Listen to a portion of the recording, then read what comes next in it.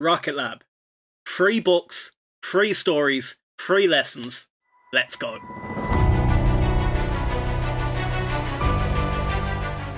So guys, back to Rocket Lab. If you haven't seen any of my recent Orchard and Joby videos, we've gone to less cuts, less edits. It comes straight from the heart. And you know what's a little bit strange? Whatever happens up here comes out down there. It's a little bit weird, I know. But anyway guys, help me build a little bit of confidence up. And bang in them comments if you like this type of format. If not, I'm more than happy to go back to the way we used to do things. So what am I here for today? Well, I'm going to share the top 3 books that I think all Rocket Lab investors should read. I'm going to tell you one story from each book and one key takeaway from each book. And the third one is probably the most important. So make sure you have a pen and paper ready. And if you have to, save the video, because this is going to work not only during good times, but also during bad as well. And I know we're at all-time highs at the moment, but setbacks will come over the next 5, 10, 15 years. And with all these catalysts coming up right now, what's saying there won't be a setback? So we're going to jump in to the first book, and it's not what you think it is. You're going to tell me it's The Heavens Went on Sale by Ashley Vance. Guys, that is an amazing book. However, in this video, I'm looking more to the future. I think all Rocket Lab investors should read When the Heavens Went on Sale. However, I'm not including it in this video. But before we get in to book number 1, make sure to bang that subscribe button, because we want to grow into this space. I would love to collaborate with the likes of Dave, Vince, Matt, Scott.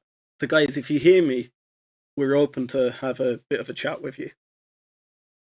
Anyway, let's get right into the first book. So at book number 1, we have The Psychology of Money by Morgan Housel. Guys, this book is really important because it tells us about the ins and outs of how the brain works when it comes to money. Guys, a lot of us have seen a substantial amount of wealth, and in some cases, and yes Vince, I am talking to you, extreme wealth generated through Rocket Lab in the past 6 months. So what I'm going to do, I'm going to share a story that I've learned from this book. And don't worry guys, I'm not affiliated to any of these 3, so I'm not trying to sell it to you. It's just my favourite story from the book. So I'm going to share a story about a guy called Richard Fuscone. And if any of you have heard of him, he was a Merrill Lynch executive. Richard loved the high life. And don't we all? He used to go to bars, pubs, restaurants, hotels on the daily. The book shares one story in this where he went to a restaurant and he broke a $500 lampshade. So the manager went over to Richard and said, "What's the story? You going to pay for this?"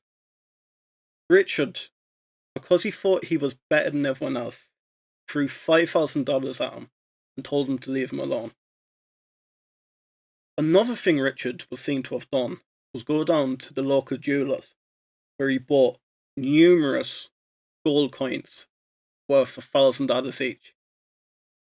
People say he used to go on the pier when he used to get drunk with his friends, laughing and joking, skimming these $1,000 coins into the water. So guys, if any of you know where any of these coins are, please let me know. But anyway, all jokes aside, Richard filed for bankruptcy in 2008.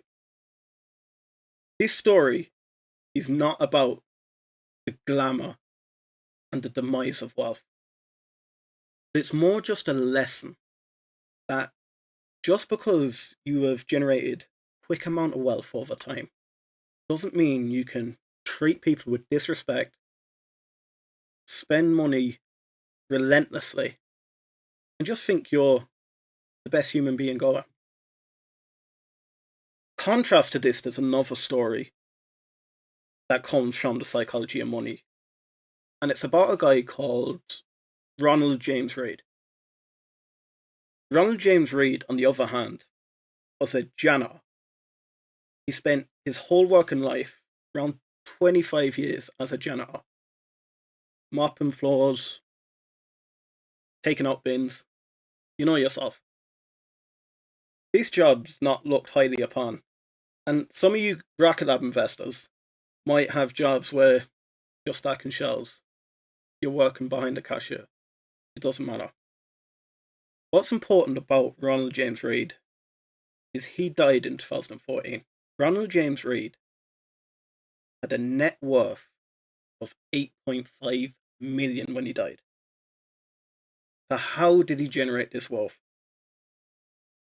So the actual fundamentals of how he generated this wealth we're going to discuss in book 2.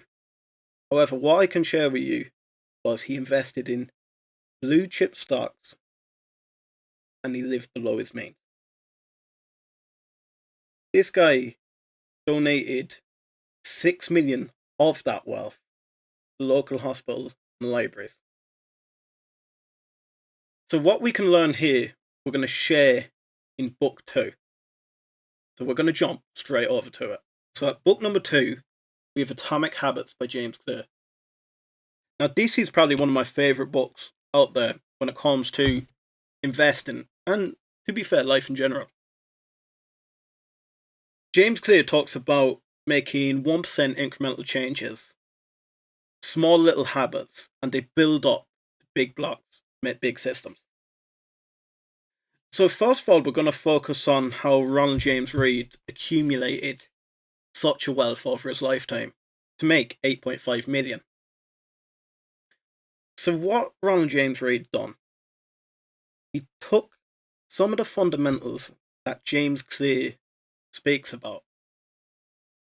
He lived below his means and he made small incremental changes in his life and let them 1% build up. So every time he got paid, he didn't worry about the exterior factors that happen in life.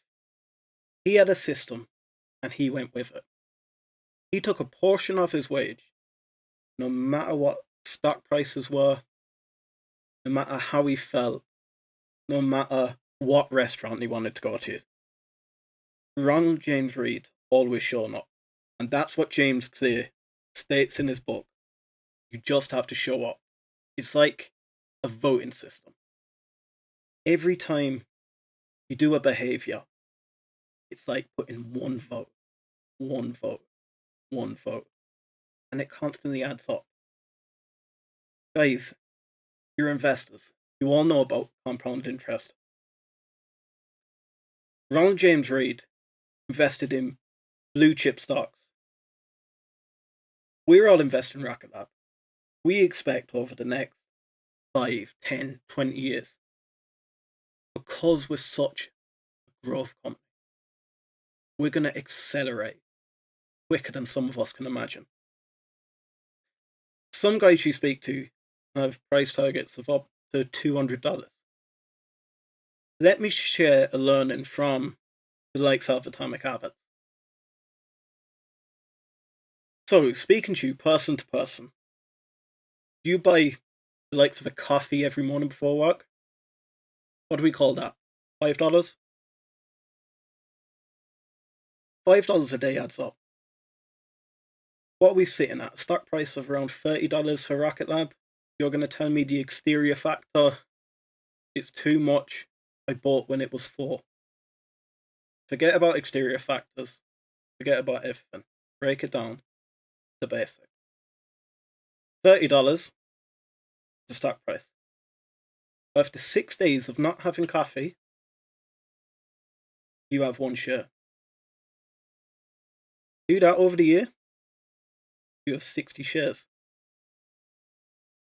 60 shares by your $200 price target is 12,000.